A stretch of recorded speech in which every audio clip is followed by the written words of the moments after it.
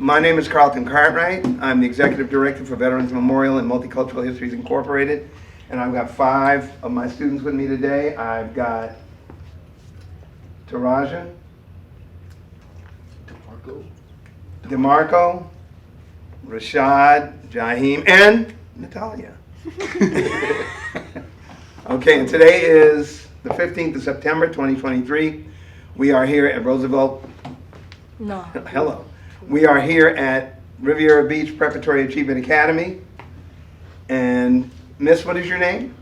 My name is Erica Whitfield. And what is your position? I serve as the school board member for District 4 in Palm Beach County. Okay, we want to ask you some social justice questions today, myself and my students. First question at the top, especially in your position, is how do you feel about education today in Palm Beach County? Very, very proud of it. I think we do a really good job in Palm Beach County, making sure that we're providing free and appropriate education to all students. That's what we are tasked at doing. I think there's always room for improvement, so I do always want to be able to try to improve the education system that we have here, but I think we have shown time and again that in the state of Florida we're one of the best education systems that's out there. As far as alternative education is concerned, what discrepancies might that umbrella be facing on a day-to-day basis? In other words, it seems like some schools are able to access resources a little better than others. And I would actually like to know what your perspective is on that issue. Sure. So there's at least two types of alternative education that I can think of right now. We have the alternative education that's based on behavior, which means that you've done something that means you can't go back to your traditional school. That is, can be anything from carrying a weapon on campus to excessive fighting or anything that's really bad. That's a behavioral alternative education. The other type is academic alternative education, which is really just about getting students to have opportunities for maybe smaller class sizes, more personalized instruction, really just a better environment if their school isn't necessarily doing what they need to be able to be successful. I think one of the limitations we have in Palm Beach County is we don't have enough academic sites. The one we're in right now is really the one that we have that really focuses on academic education. Crossroads does a little bit, but I would like to see that expanded within the school system. I think that's a huge gap that we have. As far as behavioral sites, they can be they can be very punitive to me. So students come in there and they are isolated from their peers. They are, kept in smaller numbers. And so for some schools it seems to be fine, but it can be not a great environment to learn in. Some students do well in it, but it's not across the board an amazing education. So what we've been talking about is how do we make our alternative education sites really a premier location for our students.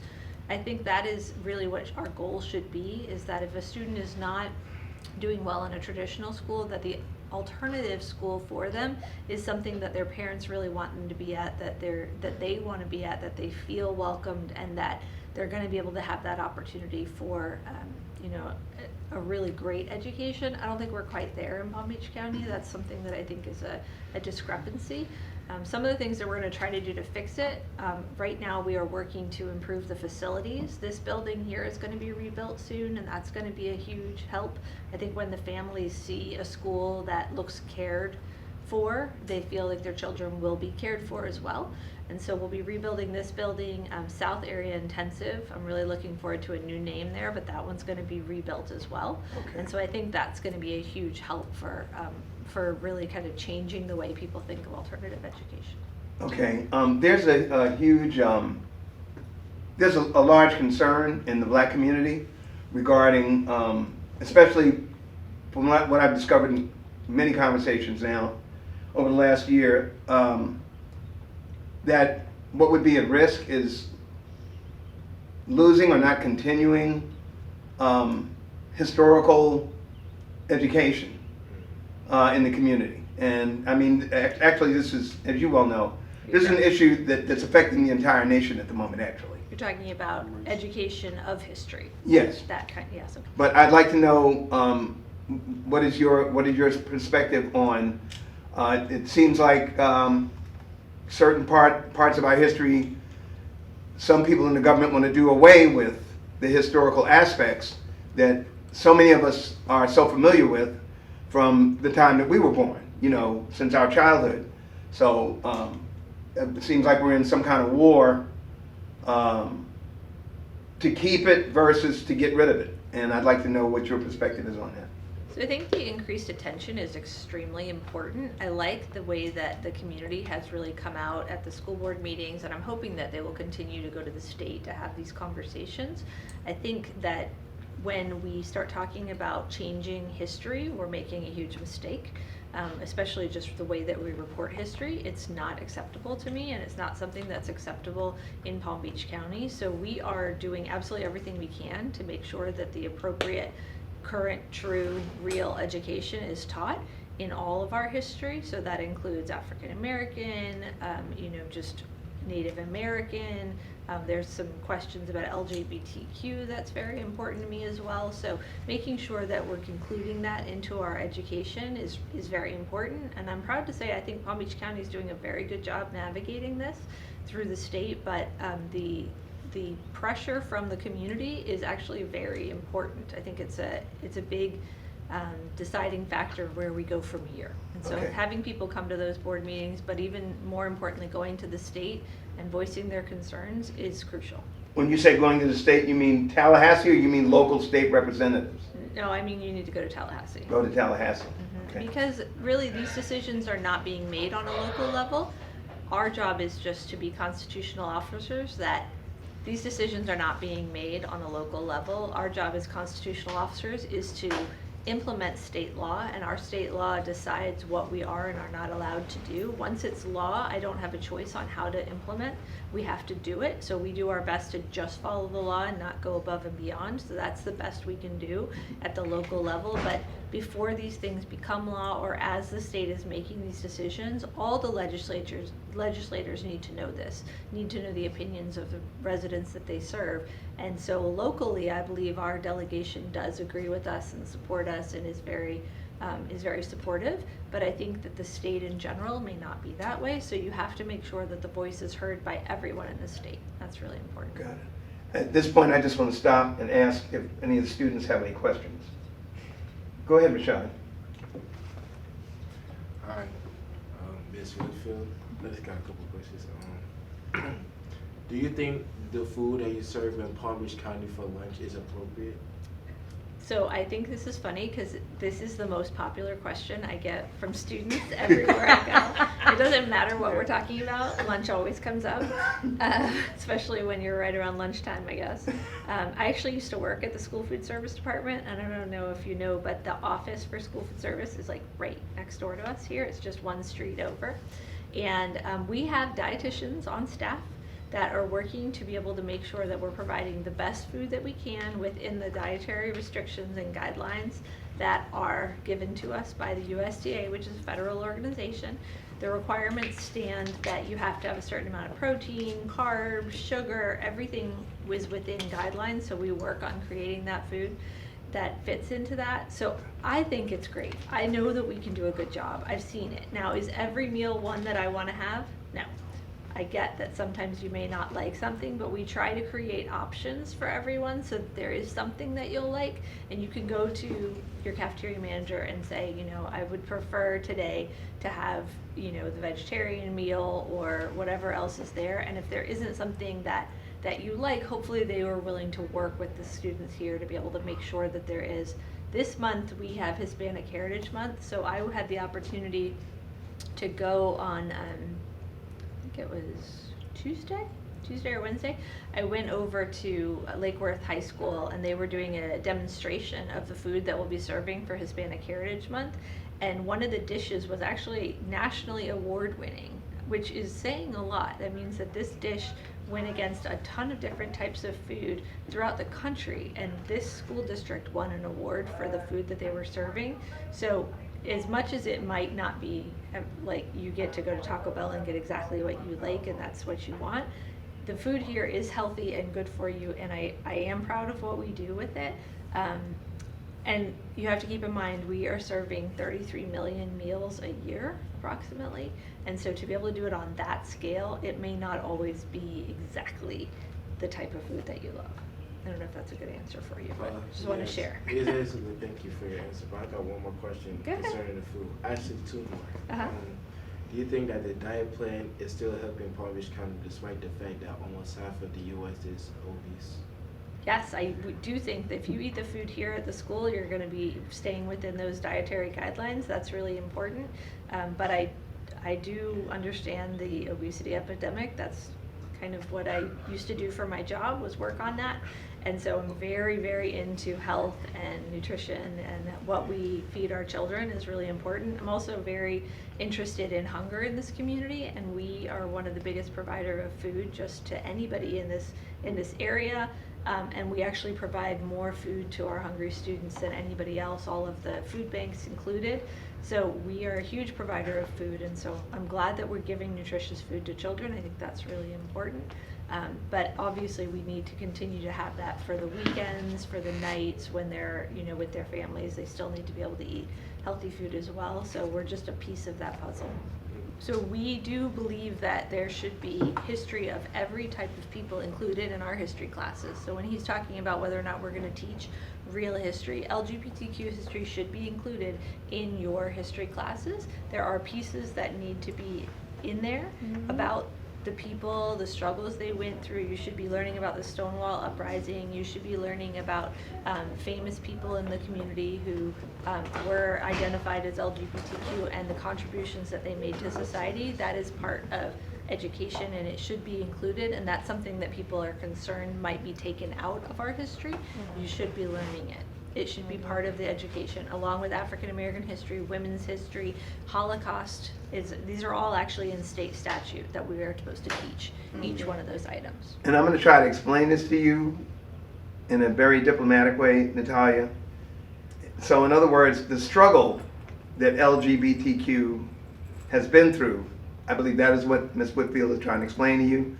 But as far as some more personal things, it's not about that. We at a juncture where a lot of people in the country would like to see certain issues go away, like African American history, like what LGBTQ people have been through, like what women have been through in general, as far as women's rights, and most, especially with the whole Roe v. Wade piece, as far as abortion issues are concerned, where they're trying to take the decision making away from people that are just trying to live their lives, if you follow what I'm saying. And the government, that's just my own opinion, the government should have no say whatsoever over the decisions that a husband and wife or single parents make when they are the caregiver and the head of household. When it comes to certain things like that. So the way that we decide what to teach, we get a list of standards from the state of Florida, and you can actually download. There's an app that is called Florida Standards, and if you open up that app, you can look at the grade you're in and the class you're in, and it should give you a list of each standard that should be taught. So one of my favorite standards is in kindergarten, children should learn that the sun rises in the east and sets in the west. That would be a standard. So the teacher has the opportunity to teach that standard however they want to teach it. And we have, within the school district, created lesson plans that actually tell you how to teach that standard if you want to use it. A teacher's not required to use those lesson plans, but it can be very helpful to be able to get through it. So every single lesson, every class, there are standards that tie back to it. At the end of the year, if we're going to say you've passed 10th grade in Palm Beach County, these are the classes you took because you were required to, and these are the standards that you should have learned during that time. And so to be able to say that you've passed, it's all very structured. And that comes from the Department of Education at the state, and then we as a school district can work to help our teachers be able to implement it. So the things you should be learning, we should be covering all those areas of history that I mentioned, because that is a state law, which then translates into the standards that are being taught, which hopefully you're seeing in your classroom. You have another question?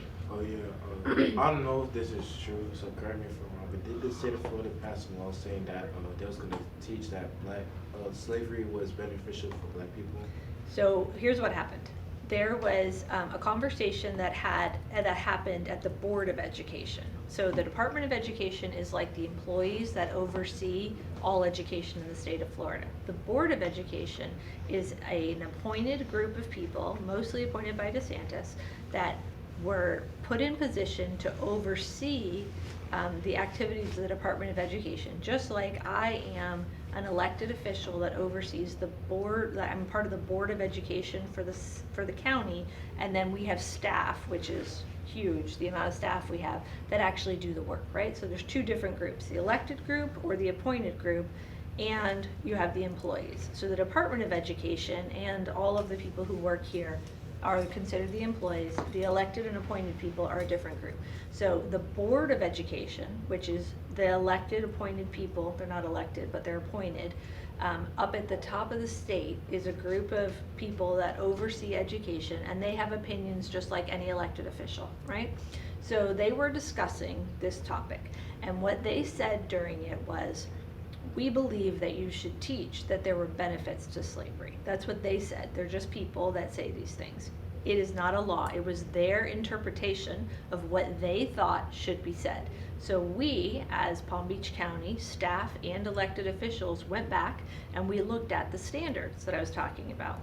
The standard says that we must teach that during enslavement, slaves had jobs. That's what we have to teach. We do not have to teach that there were benefits. I do not believe that there were benefits to slavery. I would never teach that.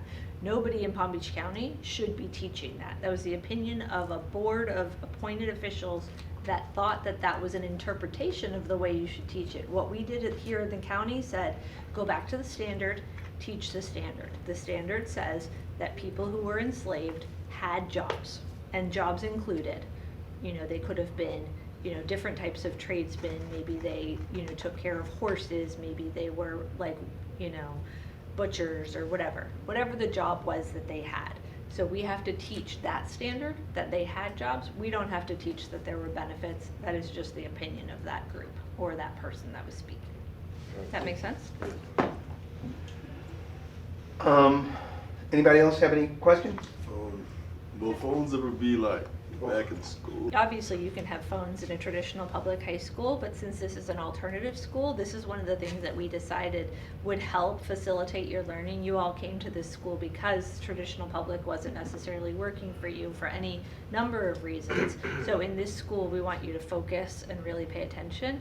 And so that's why we go through the whole process of taking your phones, because we want to make sure that you're really getting your best shot here and so that you can be successful. So I don't think there'll ever be phones here.